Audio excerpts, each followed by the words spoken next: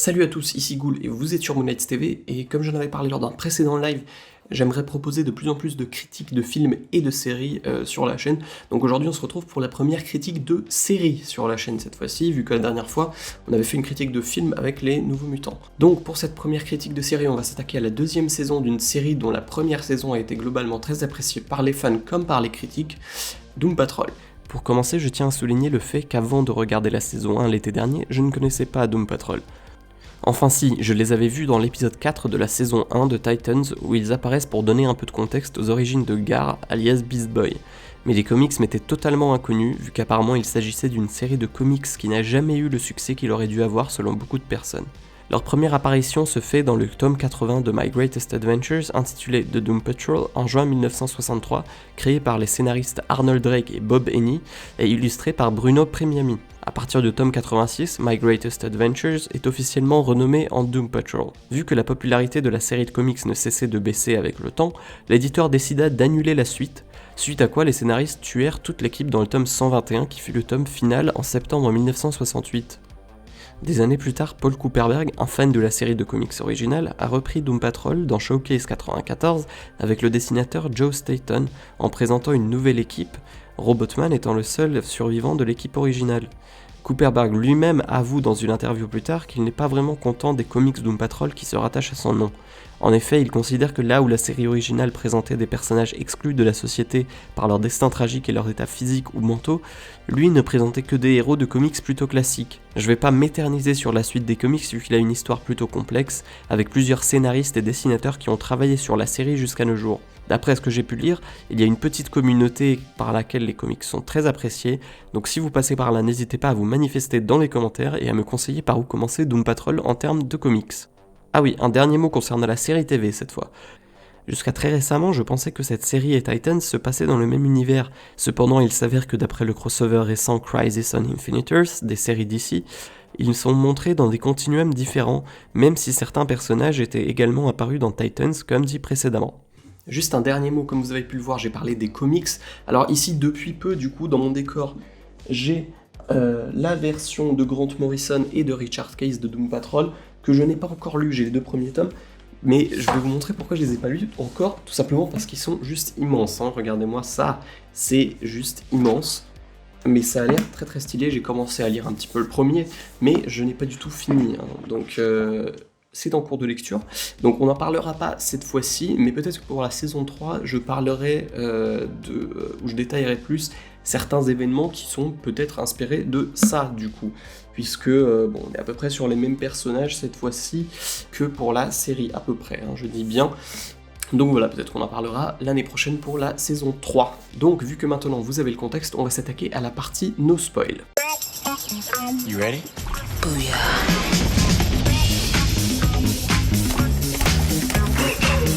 We are gonna get big again, right? I don't know.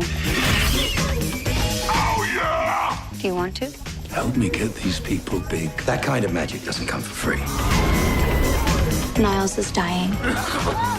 How old are you exactly? 139. Dear God, he's practically dead. Oh boy, here come the waterworks. Donc pour résumer l'histoire sans vous spoiler, cette saison tourne beaucoup autour de la fille du Chief Niles Caulder, Dorothy, qui a donc le pouvoir de créer toutes sortes de créatures avec son imagination, mais qu'elle peut également invoquer dans la vie réelle, entre guillemets. Je sais pas si c'est très clair, mais on a déjà pu voir ça du coup dans la saison 1, avec la mère de Dorothy justement, et cette créature. Le problème c'est qu'à la fin de la saison 1, en capturant le Beer Thunder et Mr. Nobody dans la fameuse toile blanche, du coup, tous nos personnages ont rétréci, à part Larry. Alors, tous nos personnages ont rétréci, y compris Danny the Street, qui est devenu une brique. Voilà, alors là je viens de perdre toutes les personnes qui n'ont pas vu la première saison, vu qu'ils doivent se dire mais qu'est-ce que c'est que ce bordel. Et encore je vous assure, vous n'avez rien vu, hein, vu qu'on est que dans la partie no spoil en fait. Le fait qu'il soit rétréci influera grandement l'histoire par la suite, pour des raisons évidentes du coup. Cette saison traite un peu plus tous les personnages à part plutôt que le Patrol et ses origines et son histoire dans sa globalité, comme l'avait fait la précédente saison. Du coup, on aura droit à beaucoup d'événements émotifs et personnels pour chaque personnage, mais avec tout autant de what the fuck si ce n'est pas plus que dans la première saison. What the fuck dont vous avez pu voir une très faible proportion si vous avez vu les trailers. Je précise pour ceux qui n'auraient pas suivi la première saison que quand je parle de what the fuck, je parle d'événements, de personnages ou de concepts qui existent dans l'univers de Doom Patrol, mais qui restent cohérents par rapport à cet univers. Ce que je trouve extrêmement bien mis en place, vu qu'on voit aussi que d'autres séries de films ou de séries tout court arrivent à se planter dans la cohérence entre leurs épisodes ou entre leurs films, alors qu'ils n'utilisent pas du tout d'éléments what the fuck comme cette série. Les personnages sont toujours aussi attachants que dans la première saison, ils ont tous encore ce côté froid et inhumain, mais dans cette saison on en apprend beaucoup plus sur leur côté humain et émotionnel et leur rapport vis-à-vis de leurs accidents, entre d'énormes guillemets, qu'ils ont eus, qui ont changé leur vie. Oui, car rappelons-le, à la fin de la première saison, on apprend également que tous les accidents qu'ils ont subis ont été causés par le Chief. On va également en apprendre plus par rapport à cette série d'événements ou d'accidents, appelez ça comme vous voulez, causés par le Chief dans cette deuxième saison. Mais je détaillerai plus tout ça dans la partie spoil évidemment. Si je devais conclure sans spoiler, je vous conseille vivement d'aller voir cette saison 2 de Doom Patrol sans hésiter. Je vous le déconseille seulement dans un seul cas, c'est si vous n'aimez pas les séries ou les films très fantaisistes qui vont beaucoup trop loin. Mais dans ce cas-là, vous n'auriez pas regardé la première saison et vous ne seriez pas en train de regarder cette vidéo. Enfin, je pense. Bon, alors, sans plus tarder, je vous propose d'attaquer la partie spoil. Just a robot doing the robot. For Danny the Street. Everyone keep your hands where we can see them. You're in serious danger. What the hell are you? Baby, we're the sex men. I have so many questions.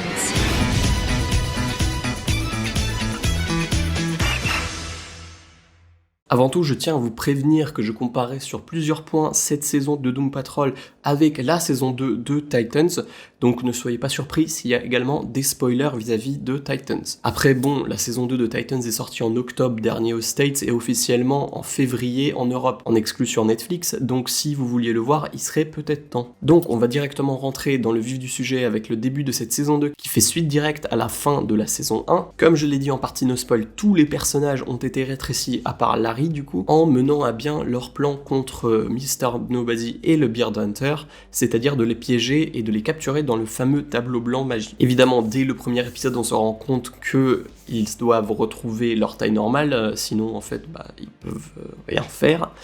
Du coup, Chief fait appel au fameux mage qu'on a déjà vu dans la saison 1, Willoughby Kipling, qui lui dit du coup que ce genre de magie qui leur permet de revenir à leur taille normale ne vient pas gratuitement. Suite à quoi, le Chief lui propose en échange de cette magie le tableau blanc dans lequel sont capturés le Beard Hunter et Mr. Nobody. Kipling lui dit alors que, en plus de ce tableau blanc, il veut ce que Chief a autour du cou, à savoir une amulette de longévité. Du coup, à ce moment-là, on apprend que l'objectif de Chief est de devenir immortel, ou en tout cas de rallonger sa vie au point de vivre ne serait-ce qu'un jour de plus que sa fille, car il considère que sa fille serait un danger pour le monde, si elle n'est pas surveillée. D'ailleurs, si on regarde bien, aucun membre du Patrol n'a vieilli par rapport aux flashbacks qui montrent leur arrivée au manoir ou qui réfèrent à d'autres événements qui se passent bien avant les événements de la série. C'est quelque chose qui m'avait déjà fait poser des questions dans la saison 1, parce que j'avais déjà remarqué que les membres du Patrol ne vieillissent pas par rapport aux flashbacks, ce qui me semblait bizarre, mais je me disais qu'on allait justement avoir une justification éventuellement dans cette saison 2. Cette amulette est donc un moyen pour Chief de prolonger sa vie jusqu'au moment où il trouvera une solution qui lui permet de prolonger sa vie encore plus, vu que tant qu'il la porte autour du cou, il vieillit très lentement. Et là je suis désolé, mais pour moi c'est un truc un peu incompréhensible, mais Kipling sait pourquoi Chief a cette amulette autour du cou et pourquoi il recherche l'immortalité ou la longévité, appelez ça comme vous voulez, mais il lui demande quand même l'amulette, il lui demande donc littéralement l'objet qui le maintient en vie, vu qu'on apprend que Chief a 139 ans. D'ailleurs, même quand Kipling va parler à Niles, il rétrécit pour pouvoir parler à Niles justement. Du coup, peut-être que cette magie n'est finalement pas si chère et que Kipling a juste arnaqué Chief. Bon, alors ici, peut-être que c'est un petit peu moi qui cherche les problèmes, mais si vous avez quelque chose à dire, des justifications ou quoi que ce soit à dire par rapport à ce que je viens d'évoquer, n'hésitez pas à me les laisser dans les commentaires parce que ça m'intéresse vraiment. Et donc, évidemment, en conséquence à cela, les vrais problèmes commencent quand Chief commence à vieillir très rapidement, évidemment, vu qu'il n'a plus l'amulette. Je vais pas vous expliquer le scénario plus que ça, c'était juste pour que vous ayez un petit peu de contexte avec le début de cette saison pour qu'on puisse passer ensuite à la critique. J'ai adoré tout comme j'ai détesté cette saison pour une raison très très simple que j'évoquerai un petit peu plus tard mais qui pour moi gâche complètement cette saison malheureusement. Comme pour la saison d'avant, on ne s'arrête jamais au niveau du what the fuck, on peut toujours faire plus évidemment. Des Ghostbusters mais chargés d'éliminer des fantômes qui baisent un petit peu partout appelés Sexmen, ou encore des fourmis roses qui pénètrent votre cerveau et qui transforment vos mauvaises pensées en bonnes pensées, ainsi effaçant toutes sortes de conscience et de jugement chez la personne infectée. Mais on aura également droit à une astronaute russe qui a le même pouvoir que Larry, et l'aidera grandement à accepter sa nouvelle condition physique et psychologique et à accepter le fait qu'il doit partager son corps avec ce fameux esprit négatif. Ce qui gâche complètement cette saison pour moi, et en plus au dernier moment comme une faute au coup de sifflet final dans un match de n'importe quel sport, c'est que la fin est une fin à la Titans saison 1 entre guillemets. Ce qui veut dire que la saison n'est pas vraiment conclue et que l'intrigue se poursuivra dans la prochaine saison. Pour rappel, dans Titans, la première saison s'est terminée sur un gros cliffhanger parce que l'épisode final de la saison 1 est devenu l'épisode 1 de la saison 2 pour laisser les spectateurs sur un gros cliffhanger. Ce qui dans ce cas, selon moi, était complètement con vu que quand la saison 2 est sortie, ça se voyait que cet épisode n'était pas là à l'origine vu qu'il contenait une conclusion à l'intrigue de la saison 1 qui n'était du coup pas vraiment poursuivie tout le long de la saison 2. Le gros cliffhanger de cette fin de saison est donc pour rappel que le Candlemaker, ou fabricant de bougies en français, qui est probablement la créature la plus puissante de Dorothy, est libéré, tue tous les membres du Patrol en les faisant s'affronter contre leurs amis imaginaires, puis Dorothy part l'affronter dans une sorte de monde parallèle en créant son arme avec son imagination, juste après que sa mère soit revenue pour lui annoncer qu'il est temps pour elle d'affronter le fabricant de bougies.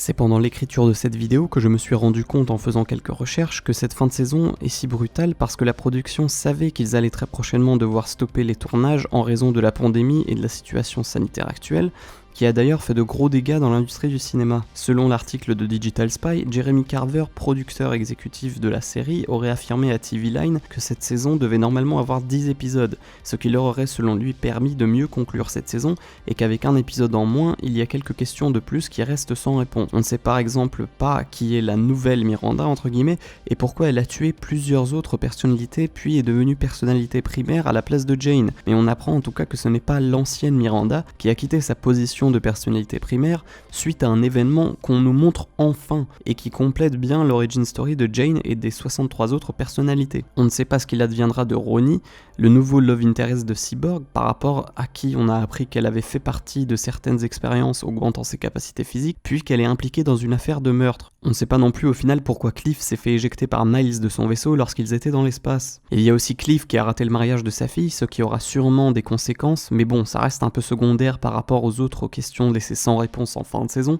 même si cette saison s'est beaucoup concentrée sur les relations de chaque membre du Patrol avec leur famille ou d'autres personnes. Carver dit également que face à la possibilité potentielle d'un arrêt de tournage, ils ont préféré conclure cette saison avec cet épisode 9 en dirigeant le scénario de manière à apporter une conclusion aussi satisfaisante à cette saison que s'il y avait eu des épisodes, et qu'ils sont très contents du résultat et de la manière dont ils l'ont structuré pour donner une fin satisfaisante à cette saison. Alors là je suis désolé, mais sur ce point je ne suis pas du tout d'accord. Avec cette fin de saison, j'ai le même sentiment de vide et de manque qu'à la fin de la saison 1 de Titans, où j'ai l'impression que la saison se termine dans le vide et qu'il manque la fin.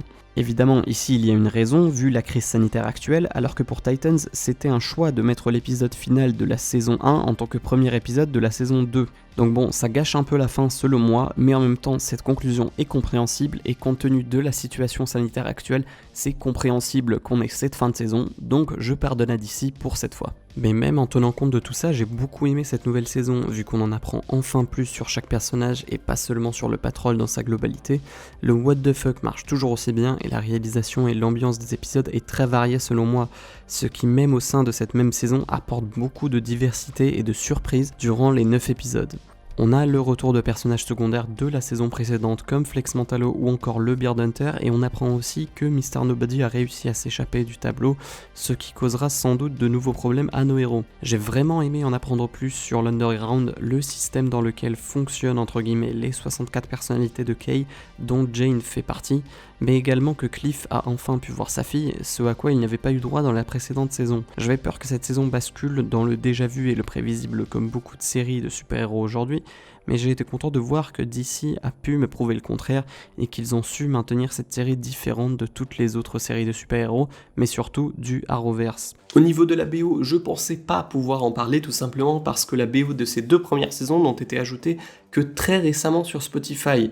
Mais du coup, en écrivant cette critique, j'y suis retourné quand même pour voir et j'ai vu qu'elles ont été remises, donc j'ai tout écouté et on va pouvoir en parler. Je vais pas parler de la BO de la saison 1 tout simplement parce qu'on est sur la critique de la saison 2, mais sachez qu'elle est très bien aussi et je vous mets le lien dans la description comme d'habitude pour ceux que ça intéresse. La BO de cette saison 2 est donc composée par Clint Mansell et Kevin Keener, que je l'avoue, je ne connaissais pas en tant que compositeur, mais qui ont déjà fait la BO de la première saison et aussi pas mal de BO de films et de séries. Clint Mansell ayant travaillé sur des BO comme celle de Noé ou de Requiem for a Dream, mais aussi du fameux film Doom de 2005 avec The Rock, et Kevin Keener, lui, de son côté, ayant travaillé sur des BO de Star Wars Rebels, mais aussi de Clone Wars. Pour cette saison 2, on est sur 15 titres, soit à peu près 1h22 de musique pour ces 9 épisodes, sachant qu'il y a également des musiques qui n'ont pas été composées pour le film, qui apparaissent également durant ces 9 épisodes. La BO de cette saison 2 est très bien à mon avis, vu que l'ambiance entre les épisodes change beaucoup cette saison.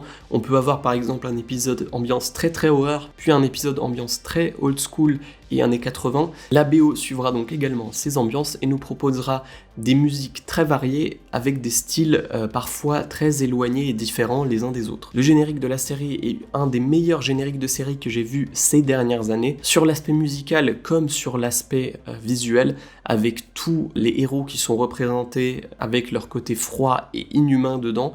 Franchement, même si vous ne suivez pas la série, je vous conseille d'aller voir le générique sur YouTube, il est juste exceptionnel. Doom Patrol s'en sort très bien avec un 7,9 sur 10 global sur IMDb, ainsi qu'un 96% de la part des critiques et un 74% de la part de l'audience sur Rotten Tomatoes pour cette saison 2. Ce qui est plus faible au niveau des critiques de l'audience que pour la saison précédente, vu que la saison 1 avait obtenu le même score de la part des critiques, mais il avait obtenu 81% de la part de l'audience. Donc pour conclure, je dirais que cette série sort globalement beaucoup du lot des séries de super-héros et cette nouvelle saison ne fait qu'accentuer tout ça. Vous aurez droit dans cette saison, comme dans la saison précédente, à tout ce que vous ne pensiez jamais voir dans une série de super-héros ou voir dans une série tout court en fait. Ici on ne parle pas réellement de super-héros, mais plutôt de personnes ayant subi des accidents très graves qui ont modifié drastiquement leur vie et les conduisant ainsi à un destin tragique. Ce sont plutôt les conditions et les problèmes de cette nouvelle vie qui sont traités dans cette série, comme l'isolement de la société ou encore le rapport souvent imaginé comme impossible avec leurs anciennes familles ou avec des personnes lambda de la société. La série est pleine de contrastes vu qu'elle met côte à côte des drames qui composent la base de l'histoire mais également ce pourquoi le Patrol existe et des événements et des personnages plus what the fuck les uns que les autres, ce qui donne un côté burlesque, improbable et drôle à la série. Je vous conseille fortement Doom Patrol, même si vous n'aimez pas les séries de super-héros, vu que celui-ci est très différent de tous ceux que vous avez pu voir jusqu'ici. De mon côté, j'attends avec impatience la saison 3 qui a été confirmée à l'heure actuelle, même si à mon avis le tournage et ainsi la sortie de cette 3e saison sera très probablement retardée à cause du Covid. En tout cas, je vous remercie de m'avoir suivi pour cette première critique de série sur la chaîne. N'hésitez pas à nous dire si ce nouveau format vous plaît et également à me donner évidemment votre avis sur la série en commentaire. Les liens pour accéder à la BO ou à d'autres choses sont dans la description comme d'habitude. Et puis n'hésitez pas évidemment à partager, liker, à vous abonner. Comme d'habitude, ça nous fait toujours plaisir. Merci de m'avoir suivi pour cette critique. Je vous dis à bientôt sur Moonlight TV pour une prochaine critique. C'était Good. Ciao.